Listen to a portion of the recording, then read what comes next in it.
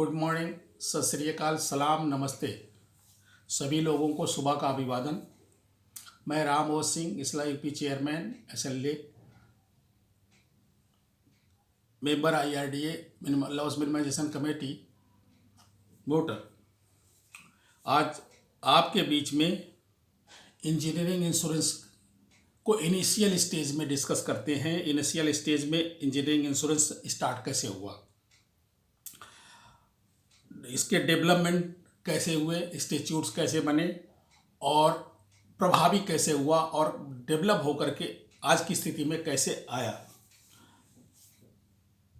सभी को विदित है कि ये हमारा वर्ड जो है ना सबटल और फिजिकल वर्ड है।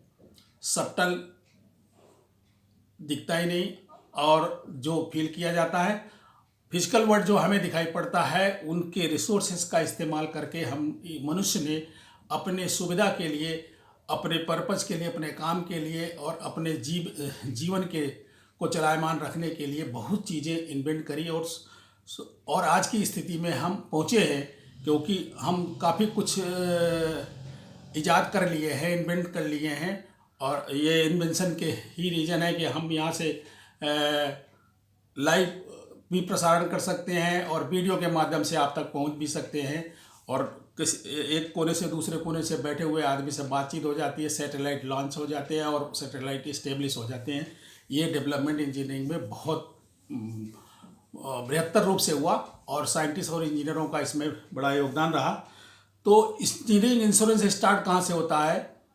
इंजीनियरिंग इंश्योरेंस के विषय में अगर हम बात करें तो सबसे पहले इंडस्ट्रियलाइजेशन इंग्लैंड में, ग्रेट ब्रिटेन जिसको बोलते थे, और वो 60 कंट्रीज़ पे जो है ना उनका रूल हुआ करता था, राज करते थे। और वो उनके पास समृद्धता भी थी और साधन भी थे, और उन सब का इस्तेमाल करके वहाँ पे एक जेम्स वाट ने स्टीम इंजन बनाया था। जेम्स वाट के विषय में सभी लोगों ने शुरुआती दौर में पढ़ा होगा, अपने स्कूली स्तर की जो शिक्षा है उसमें उनका विवरण दिया जाता है। और ऐसे ही 500 स्टीम इंजन्स वहाँ बने थे। इन स्टीम इंजन्स पे जो है ना इन लोगों ने कंट्रोल और इंस्पेक्शन और रिव्यू करने के लिए एक सोसाइटी और कमेटी बनाई थी, जिसको इंडिपेंडेंट ऑर्गेनाइजेशन के रूप में Manchester steam users association MSUA, founded by A group of engineers in 1854 for the purpose of inspection and revision of steam engines, revision करने के लिए। और ये इंश्योरेंस कंपनी नहीं थी ये लोग सिर्फ इंस्पेक्शन और रिवीजन के लिए बनाए थे। MSUA not insurance company, and it was soon realise that the inspection with insurance would provide comprehensive service to the users of the steam. वह इंस्पेक्शन से जो है ना उनको काफ़ी सुविधा मिलेगी। With this idea the first engineering insurance company which the steam boiler assurance company was formed in 1858। 1858 में पहली boiler company, insurance company form हुई थी। उसका नाम था स्टीम बॉयलर्स एश्योरेंस कंपनी। और these companies offered insurance policies to cover material damage, material के damage का, पर्सनल इंजरी का, जो लोग उस पर काम कर रहे हैं उनकी इंजरी का, थर्ड पार्टी लाइबिलिटी, दूसरे किसी अन्य का नुकसान होने पे, किस स्थिति में, एक्सप्लोजन की स्थिति में, बॉयलर के एक्सप्लोजन की स्थिति में, और जो है ना कोई भी प्रेशर वेसल के एक्सप्लोजन की स्थिति में जो भी नुकसान होता है थर्ड पार्टी का। Boiler explosion act was passed in great Britain in 1882। 1882 में पास हो गया था, ये एक्ट पास हो गया था। और उसमें गवर्नमेंट अथॉरिटीज उस पर पूरा कंट्रोल करती थी और इंस्पेक्शन वगैरह सब कराते थे। और कम ज़्यादा मिला करके वही सिस्टम हमारे यहाँ भी आज़ादी के बाद या उस समय अंग्रेज़ों के पीरियड में भी ये लागू हो गया था, क्योंकि यहाँ इंडस्ट्रियलाइजेशन यहाँ भी चालू हो गया। इस विषय पे अगर हम समझने की कोशिश करते हैं तो steam boilers by the government authorities around the same time number of engineers of the polytechnic club in the United States of America decided to establish company to effect boiler inspection service and to provide insurance in the event of boiler explosion. वो services देने के लिए इंजीनियरों का group polytechnic club, polytechnic शब्द वहीं से start होता है। पॉलिटेक्निक में लोग जो पढ़ते थे, लिखते थे, ट्रेनिंग करते थे, वो सब इंजीनियर होते थे।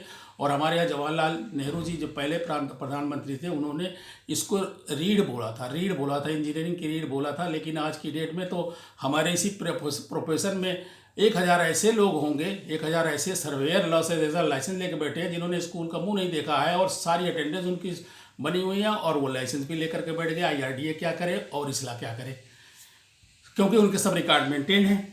और पहले ऑन जॉब ट्रेनिंग होती थी, पॉलिटेक्निक में ऑन जॉब ट्रेनिंग के लिए ही ये मशहूर था। इसीलिए जो इंजीनियर जेई के रूप में, ओवरसियर के रूप में लगते थे, वही बेसिक रूप से काम करते थे, और ठेकेदार का इस्तेमाल सिर्फ लेबर के लिए होता था। आज की डेट में ठेकेदार ही इंजीनियर हो गया है, वो बाबू हो गए हैं। तो चलते हैं। Hartford steam boiler inspection and insurance company was form for this purpose. First time policy was in 1867 में ये अमेरिका में फॉर्म हुआ था। और coal mines act 1911 extended similar regulation to steam boilers working in the mines, around the mines में था। आगे बढ़ते हैं तो डेवलपमेंट इन जर्मनी में क्या हुआ। After UK and USA, statutory regulations were enforced as early as 1856 for the construction, maintenance of revision of steam boilers and pressure vessels. The first boiler inspection authority DUB was founded in 1866 in Mannheim. वहाँ मैनहीम में बना, और with the same principle, जैसा principal जो ना England का था उसी प्रिंसिपल के बेस पे बनाया। Central association of Parisian DUB was founded in 1884 and was predecessor of Association of Technical Inspection Authorities.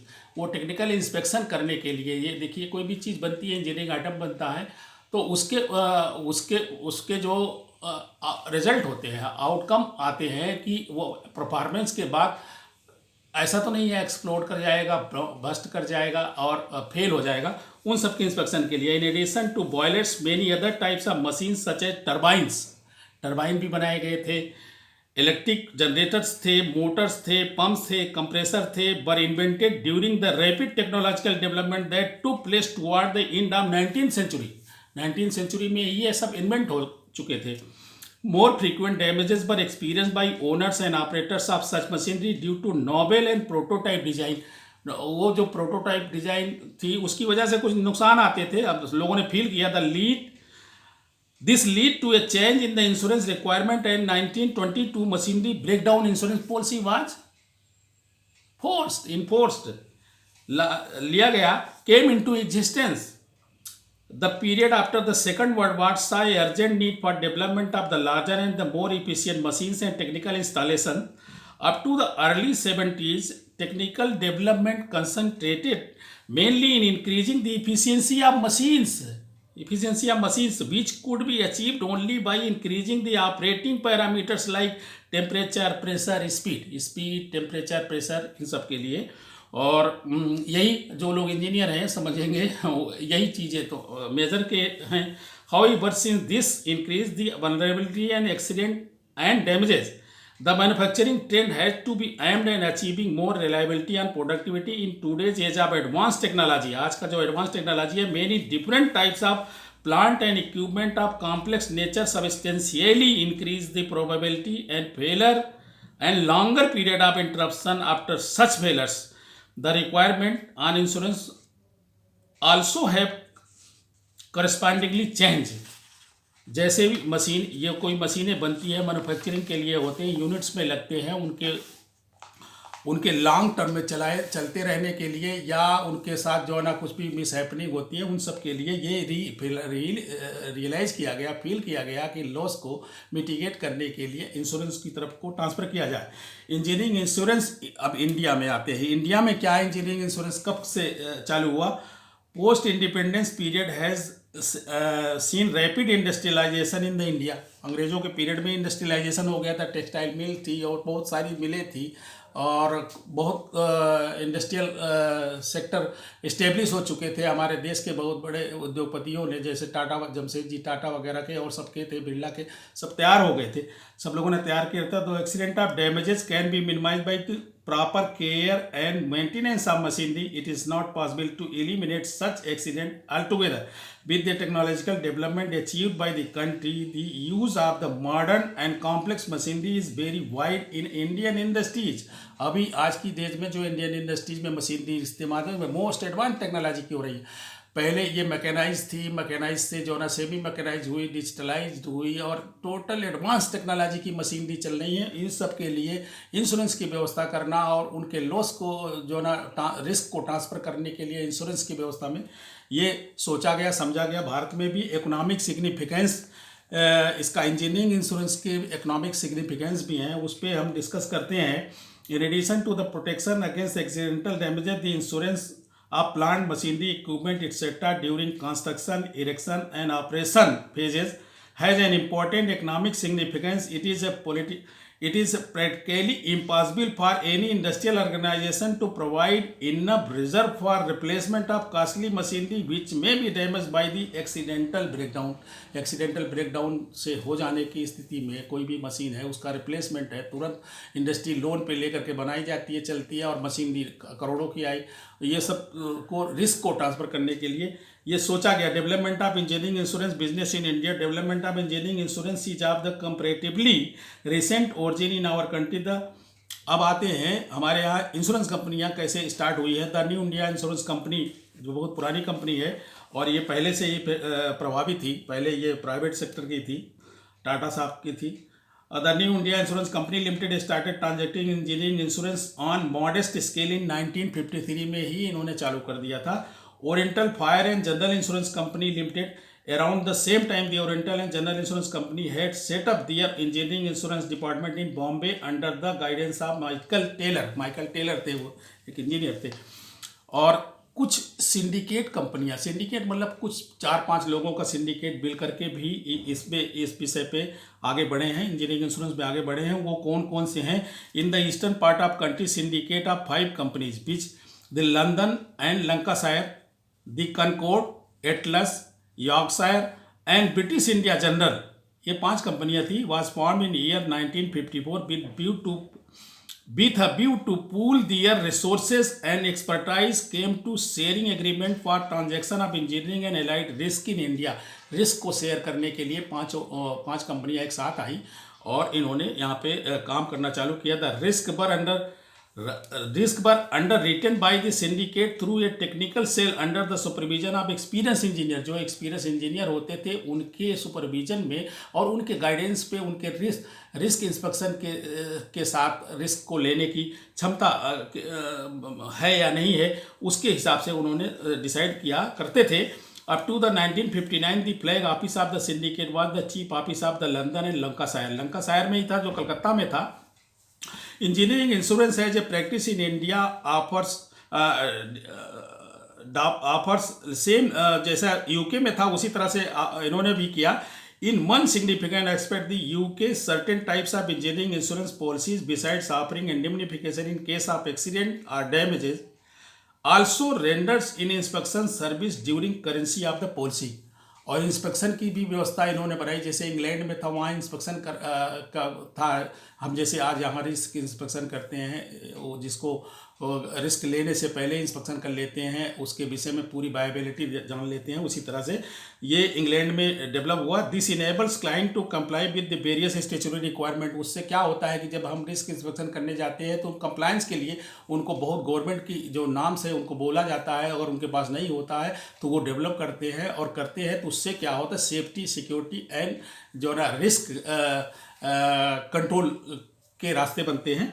Inspection service at present rendered by the insurance in India is by way of goodwill gesture. ये goodwill gesture के लिए है कि हाँ जी अच्छे industry अच्छी है और करने लायक है, और and obligatory under insurance contract and is not obligatory नहीं है को पहले वैसे भी बीमा कर लेते हैं लोग, जो समझ बूझ करके इंश्योरेंस कंपनी के लोग अपने से कर लेते हैं, ओब्लिगेटरी नहीं है। Such inspections are carried out mainly to assess the risk from underwriting angle and also to recommend loss minimisation and risk improvement measures. Risk improvement measures को जो है उनको इंस्पेक्शन करने से उनको पता लगता है, वो लोग करते हैं, और मिनिमाइजेशन भी हो जाता है, लॉस मिनिमाइजेशन का भी एक रास्ता खुलता है। तो अभी हमने इस पे जो ना नट सेल में एक डिस्कशन था कि जो ना इंजीनियरिंग इंश्योरेंस का डेवलपमेंट कैसे हुआ। कुछ इंस्टीट्यूट थे, इंस्टीट्यूट मीन्स कुछ एक्ट बने और आज की डेट में वो सब ऑब्सोलीट है, रिपील्ड हो गए हैं, सब नए नए चीज़ें हो गई है। कि जैसे जैसे समय बढ़ता है समाज का डेवलपमेंट होता है, इंजीनियरिंग का डेवलपमेंट हुआ, इंजीनियरिंग के डेवलपमेंट होने पर उस पर जो भी एक्ट थे वो एक्ट रिपील हुए, दूसरे एक्ट बनते गए रिक्वायरमेंट के हिसाब से। रिक्वायरमेंट के हिसाब से ये फ्लोइंग होता है, लॉ फ्लोइंग होता है, फ्लोइंग होता है, उस हिसाब से चलते हैं, उसी हिसाब से हुआ। तो ये जो बॉयलर एश्योरेंस था, इंश्योरेंस पॉलिसीज कवर क्या करती हैं, मटेरियल डैमेज। बॉयलर का क्या मटेरियल डैमेज करती हैं, पर्सनल इंजरी करती हैं, जैसा पहले बताया, थर्ड पार्टी लाइबिलिटी कवर करती हैं। Development of engineering insurance in India में 1953 में न्यू इंडिया आ गई थी। Oriental and fire and general insurance company वो भी सेम टाइम में आ गई थी, माइकल टेलर उसको कंट्रोल कर रहे थे। और सिंडिकेट 5 का बताया, Concord, Atlas, Yorkshire, Lancashire and London और ब्रिटिश इंडिया जनरल, ये 5 कंपनियां मिल करके sharing agreement for transaction of engineering and allied risk in India में उन्होंने किया और रिस्क शेयर करने के लिए इन्होंने कंपनी का सिंडिकेट बनाया। Risk were underwritten through the technical cell under the supervision of experienced engineers. जो टेक्निकल सेल तो होते थे उनके और इंजीनियर्स लोग करते थे, और उससे उन्हें जो है ना थोड़ा सा समझने का भी मौका लगा। और इंजीनियरिंग का ये बेसिक फेज था, इंजीनियरिंग इंश्योरेंस का एक बेसिक फेज था।